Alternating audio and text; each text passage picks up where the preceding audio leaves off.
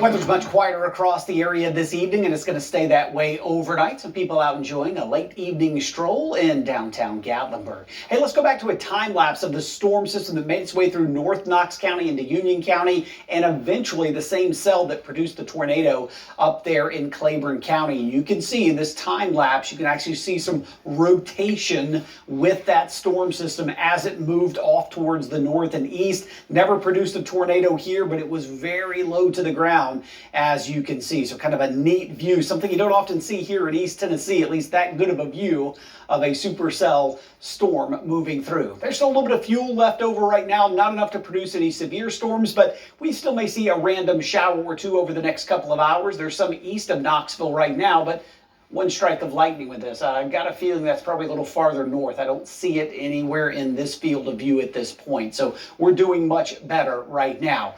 Showers and storms through the Carolinas. Our batch is moving out. Not a lot downstream for now, but I do think closer to daybreak, we'll see some rain opportunities return. So let's go from where we are right now through daybreak. Again, maybe a passing shower in a few spots. A little more as we get closer to sunrise first thing tomorrow. This is at 7 a.m. So heading out the door, a random shower, mid to upper 60s. Then as we go through the day tomorrow, some additional showers and storms. So again, this is 8 o'clock in the morning through midday.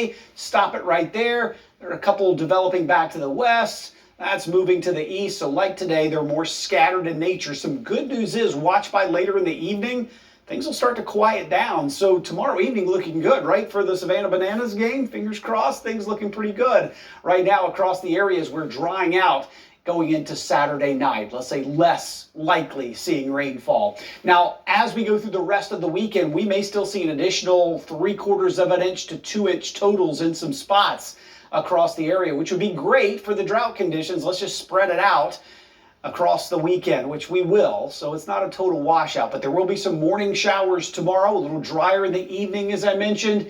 We'll see the shower and storm chances return Sunday, but they're a little more likely through the afternoon and evening. I do think Monday itself, we could see showers, storm chances any part of the day, even like tomorrow, a couple in the morning, but they'll be a little more likely in the afternoon the way it's looking. And then the coverage will start to decrease as we head into next week. So mostly cloudy tonight, a few showers towards daybreak. We'll see mid 60s. Tomorrow, a couple of rounds, as I showed you early, and then a few afternoon pop-up showers and storms and 81 degrees. Towards evening, it does look a little bit drier across the area tomorrow for those outdoor plans. Once we're past Tuesday, again, several opportunities of wet weather. The second half of next week, the rain chances start to dwindle. In fact, very limited opportunities by this time next week. And looking at next weekend, we may even see some slightly cooler conditions along with drier conditions as well, Elena. All right.